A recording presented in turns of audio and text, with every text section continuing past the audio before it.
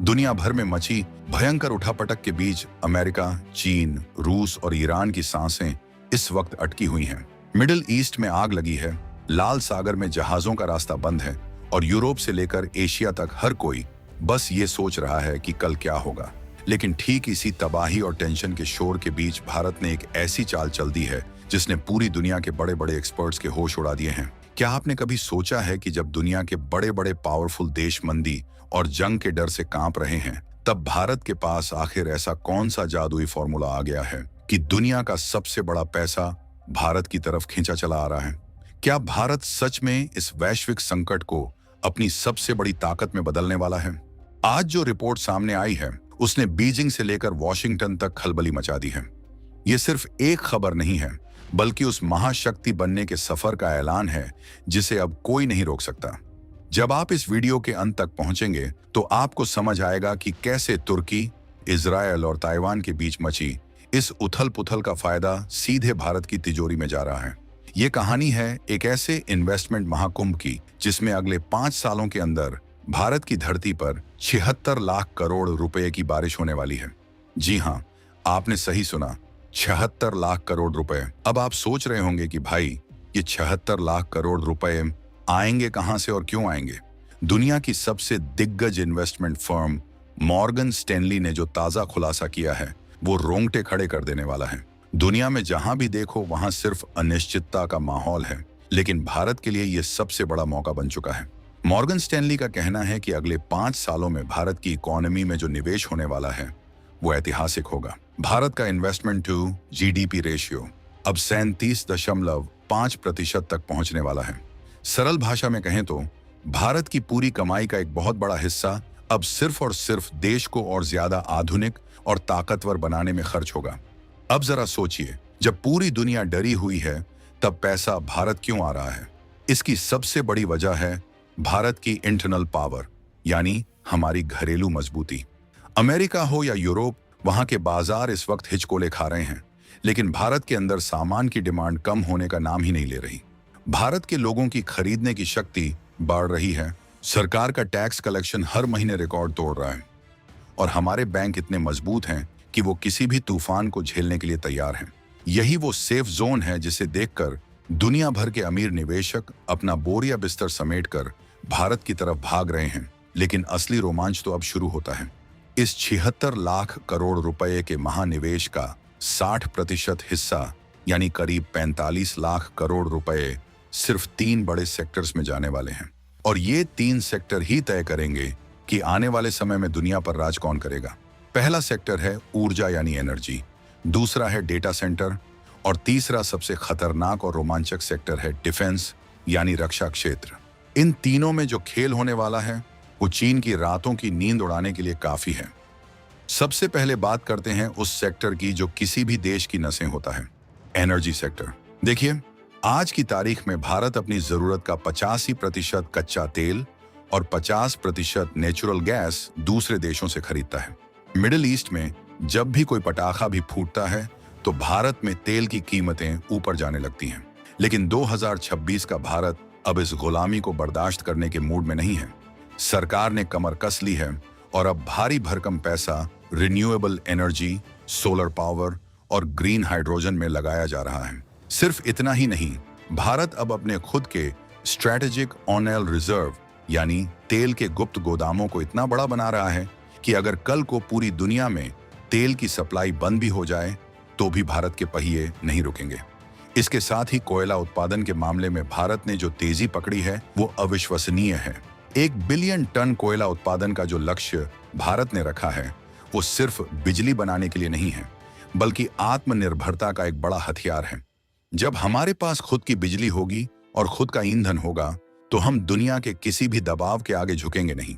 ये जो energy independence का प्लान है, यही वो राज है जिसे देखकर विदेशी कंपनियां भारत में फैक्ट्रियां लगाने के लिए लाइन लगाकर खड़ी हैं। अब आते हैं दूसरे सबसे बड़े मोर्चे पर, डिफेंस। आपको क्या लगता है, क्या भारत हमेशा दूसरे देशों से हथियार खरीदता रहेगा? बिल्कुल नहीं। मॉर्गन स्टैनली की रिपोर्ट कहती है कि भारत अब अपने डिफेंस बजट को जीडीपी के 2.5% तक ले जाने की तैयारी में है। इसका मतलब है कि आने वाले सालों में लाखों करोड़ों रुपए सिर्फ और सिर्फ मेड इन इंडिया हथियारों पर खर्च होंगे। आज हम सिर्फ अपनी सेना को मजबूत नहीं कर रहे, बल्कि दुनिया को हथियार बेच भी रहे हैं। आकाश मिसाइल से लेकर ब्रह्मोस तक भारतीय हथियारों की डिमांड अब पूरी दुनिया में है। जब हम अपने देश में टैंक, लड़ाकू विमान और मिसाइलें बनाएंगे, तो वो पैसा देश के बाहर नहीं जाएगा, बल्कि हमारे देश के युवाओं को रोजगार देगा और हमारी इकोनॉमी को रॉकेट की रफ्तार देगा। जरा सोचिए, वो मंजर कैसा होगा जब भारतीय सेना पूरी तरह से स्वदेशी हथियारों से लैस होगी और हमें रूस या अमेरिका की तरफ नहीं देखना पड़ेगा। यही वो आत्मनिर्भर भारत का सपना है जो अब हकीकत में बदल रहा है। इस रक्षा क्षेत्र के विकास से जुड़ी सबसे बड़ी बात यह है कि इसमें अब प्राइवेट कंपनियां भी कूद पड़ी हैं। बड़े बड़े उद्योगपति अब लैब और फैक्ट्रियां डाल रहे हैं ताकि भारत को दुनिया का डिफेंस हब बनाया जा सके। तीसरा बड़ा सेक्टर है डेटा सेंटर। आज के जमाने में डेटा ही नया सोना है। आप जो इंटरनेट इस्तेमाल करते हैं, जो वीडियो देखते हैं, वो सब कहीं ना कहीं स्टोर होता है। पहले ये डेटा विदेशों में स्टोर होता था, लेकिन अब भारत ने साफ कह दिया है कि भारतीयों का डेटा भारत में ही रहेगा। इस डेटा लोकलाइजेशन पॉलिसी की वजह से दुनिया की बड़ी बड़ी टेक कंपनियां जैसे गूगल, माइक्रोसॉफ्ट और अमेजन अब भारत में अपने विशाल डेटा सेंटर बना रही हैं। भारत की डेटा सेंटर क्षमता, जो अभी सिर्फ 1.8 गीगावाट है, वो 2031 तक बढ़कर 10.5 गीगावाट होने वाली है। ये कोई छोटा उछाल नहीं है, ये एक डिजिटल क्रांति है जो भारत को दुनिया की डिजिटल राजधानी बना देगी। लेकिन क्या ये सब इतना आसान है? क्या इसमें कोई खतरा नहीं है? मॉर्गन स्टैनली ने एक चेतावनी भी दी है। अगर मिडिल ईस्ट का तनाव और ज्यादा बढ़ता है और तेल की कीमतें आसमान छूने लगती हैं, तो भारत के लिए थोड़ी मुश्किल हो सकती है। महंगाई बढ़ सकती है और विकास की रफ्तार थोड़ी धीमी पड़ सकती है। एक्सपर्ट्स इसे स्टैगफ्लेशन कहते हैं, यानी ऐसी स्थिति जहां महंगाई भी हो और ग्रोथ भी रुक जाए। लेकिन यह खतरा सिर्फ भारत के लिए नहीं, बल्कि पूरी दुनिया के लिए है। अच्छी बात यह है कि भारत के पास इस खतरे से निपटने के लिए जो प्लान बी तैयार है, वो किसी और देश के पास नहीं है। भारत का शेयर बाजार भी इस बड़े निवेश का गवाह बनने वाला है। जब कंपनियों के पास इतना पैसा आएगा और उनका मुनाफा बढ़ेगा, तो शेयर बाजार में भी आग लगेगी।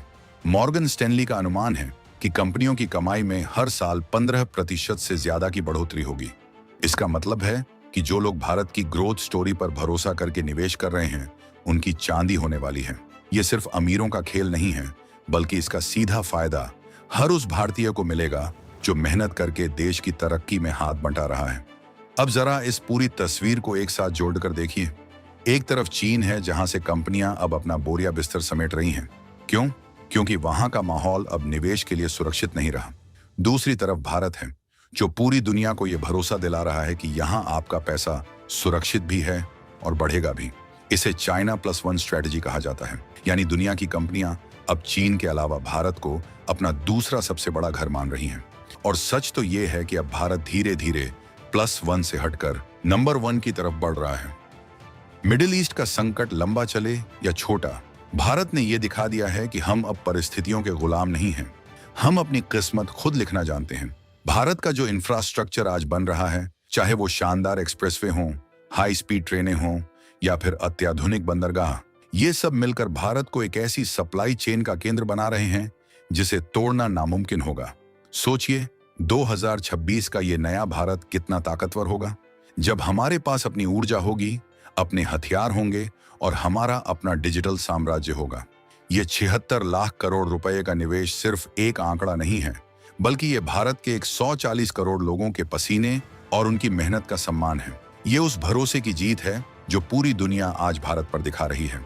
अमेरिका और चीन के बीच चल रहे इस वर्चस्व की जंग में भारत ने अपनी एक ऐसी अलग जगह बना ली है जहां सब उसे सम्मान की नजर से देख रहे हैं। लेकिन रुकिए, ये तो सिर्फ शुरुआत है।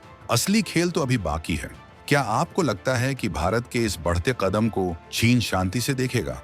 क्या अमेरिका इतनी आसानी से भारत को ग्लोबल सप्लाई चेन का बॉस बनने देगा? आने वाले समय में ये मुकाबला और भी दिलचस्प होने वाला है। भारत के पास वो कौन सी गुप्त योजना है जिससे वो तुर्की और इजराइल के बीच चल रहे विवाद का इस्तेमाल करके अपने व्यापारिक रास्तों को और ज्यादा सुरक्षित बना रहा है? भारत का ये जो इन्वेस्टमेंट महाकुंभ है, ये दुनिया के इतिहास की सबसे बड़ी आर्थिक घटनाओं में से एक होने जा रहा है। जो लोग आज भारत पर दांव लगा रहे हैं, वो कल के इतिहास के विजेता होंगे, और जो आज भी शक कर रहे हैं, वो सिर्फ हाथ मलते रह जाएंगे, क्योंकि भारत अब रुकने वाला नहीं है, भारत अब झुकने वाला नहीं है। ये शेर अब जाग चुका है और इसकी दहाड़ अब 7 समंदर पार तक सुनाई दे रही है। मिडिल ईस्ट का संकट लंबा चले या छोटा, भारत ने यह दिखा दिया है कि हम अब परिस्थितियों के गुलाम नहीं हैं। हम अपनी किस्मत खुद लिखना जानते हैं। भारत का जो इंफ्रास्ट्रक्चर आज बन रहा है, चाहे वो शानदार एक्सप्रेसवे हों, हाई स्पीड ट्रेनें हों या फिर अत्याधुनिक बंदरगाह, ये सब मिलकर भारत को एक ऐसी सप्लाई चेन का केंद्र बना रहे हैं जिसे तोड़ना नामुमकिन होगा। सोचिए 2026 का ये नया भारत कितना ताकतवर होगा, जब हमारे पास अपनी ऊर्जा होगी, अपने हथियार होंगे और हमारा अपना डिजिटल साम्राज्य होगा। ये 76 लाख करोड़ रुपए का निवेश सिर्फ एक आंकड़ा नहीं है, बल्कि ये भारत के 140 करोड़ लोगों के पसीने और उनकी मेहनत का सम्मान है। ये उस भरोसे की जीत है जो पूरी दुनिया आज भारत पर दिखा रही है। अमेरिका और चीन के बीच चल रहे इस वर्चस्व की जंग में भारत ने अपनी एक ऐसी अलग जगह बना ली है जहां सब उसे सम्मान की नजर से देख रहे हैं। लेकिन रुकिए, ये तो सिर्फ शुरुआत है, असली खेल तो अभी बाकी है। क्या आपको लगता है कि भारत के इस बढ़ते कदम को चीन शांति से देखेगा? क्या अमेरिका इतनी आसानी से भारत को ग्लोबल सप्लाई चेन का बॉस बनने देगा? आने वाले समय में यह मुकाबला और भी दिलचस्प होने वाला है। भारत के पास वो कौन सी गुप्त योजना है जिससे वो तुर्की और इजरायल के बीच चल रहे विवाद का इस्तेमाल करके अपने व्यापारिक रास्तों को और ज्यादा सुरक्षित बना रहा है? भारत का ये जो इन्वेस्टमेंट महाकुंभ है, ये दुनिया के इतिहास की सबसे बड़ी आर्थिक घटनाओं में से एक होने जा रहा है। जो लोग आज भारत पर दांव लगा रहे हैं, वो कल के इतिहास के विजेता होंगे, और जो आज भी शक कर रहे हैं, वो सिर्फ हाथ मलते रह जाएंगे, क्योंकि भारत अब रुकने वाला नहीं है, भारत अब झुकने वाला नहीं है। ये शेर अब जाग चुका है और इसकी दहाड़ अब 7 समंदर पार तक सुनाई दे रही है।